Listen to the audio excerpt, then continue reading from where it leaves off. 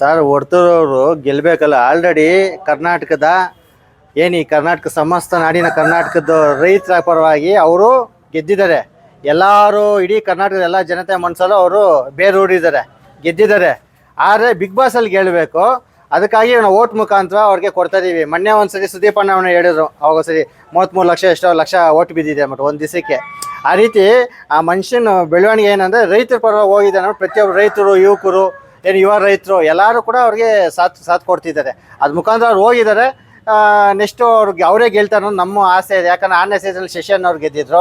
ಅದು ಹಿಂಗೆ ವಾಪಸ್ ಇವರು 10ನೇ ಸೀಸನಲ್ಲಿ ಹೊತ್ತು ಸಂತೋಷ್ ಅವ್ರು ಗೆದ್ದರೆ ರೈತರು ಯುವ ರೈತರು ಒಂದು ಮಾದರಿ ಬಂದ ಮೇಲೆ ಒಂದು ರೈತರು ಗೌರವ ಕೊಟ್ಟಂಗತ್ತೆ. ಕರ್ನಾಟಕ ಜನತೆ ಗೆದ್ದಂಗೆ ಆಗುತ್ತೆ ಸರ್, ರೈತರು ಗೆದ್ದಂಗೆ ಆಗುತ್ತೆ ಅಂತ ಈ ಮೂಲಕ ಹೇಳ್ತೀವಿ ಸರ್. ನಾವು ಯಲಹಂಕ ಭಾಗದಿಂದ ಇಲ್ಲಿ ಹೊರ್ತೂರಿಗೆ ಬಂದಿದ್ದೀವಿ.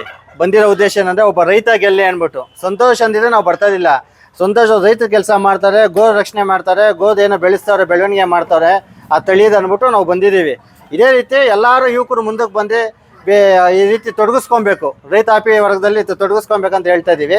ಅದೇ ರೀತಿ ಸಂತೋಷ್ ಮಾಡಿದ್ರಿಂದ ಸಂತೋಷ್ ಒಂದು ಯೂತ್ಸ್ಗೆ ಎಲ್ಲ ಒಂದು ಮಾದರಿ ಆಗಲಿ ಅಂದ್ಬಿಟ್ಟು ನಾವು ಅವ್ರಿಗೆ ಬಂದು ಬೆಂಬಲ ಕೊಟ್ಟು ಅವ್ರು ಗೆದ್ದರೆ ರೈತ ಗೆದ್ದಂಗೆ ಆಗುತ್ತೆ. ಇವಾಗ ಯಾರೋ ಇವರು ಫಿಲಮ್ ಆ್ಯಕ್ಟರ್ಗಳವರು ಇದ್ದಾರೆ, ಬೇರೆ ಕಂಟೆಸ್ಟೆಂಟ್ಗಳಿದ್ದಾರೆ, ಅವ್ರಿಗೆ ಯಾರು ಆಗ್ತಾರೆ? ಫ್ಯಾನ್ಸ್ ಆಗ್ತಾರೆ.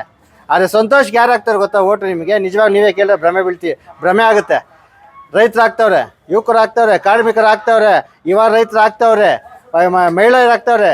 ಪ್ರತಿಯೊಬ್ಬರು ಅವ್ರಿಗೆ ಮಾತ್ರ ಆರ್ಟಿಸ್ಟ್ ಮಾತ್ರ ಇವ್ರು ಆಗ್ತವ್ರೆ. ಯಾರು ಫಿಲಮ್ ನೋಡ್ತಾರೆ, ಅವ್ರು ನೋಡ್ತಾರೆ, ಕ್ರೇಜ್ ಇರ್ತದೆ, ಓಟ್ ಹಾಕ್ತಾರೆ. ಈ ಸಂತೋಷ್ ಒಬ್ಬರಿಗೆ ಪ್ರಾಮಾಣಿಕವಾಗಿ ಯಾರೋ ಪೇಡ್ ಪ್ರಮೋಟ್ ಇವೆಲ್ಲ ಮಾಡ್ತಾರಲ್ಲ, ಆ ಥರ ಎಲ್ಲ ಸಂತೋಷ್ ಅವ್ರಿಗೆ ಓಟ್ ಬೀಳ್ತಾ ಇರೋದು. ಅವ್ರ ವೈಯಕ್ತಿಕ ಅವ್ರೇನು ಗೋ ಸೇವೆ ಮಾಡ್ತಾರೋ ಇದಕ್ಕೆ ಓಟ್ ಬೀಳ್ತಿದೆ.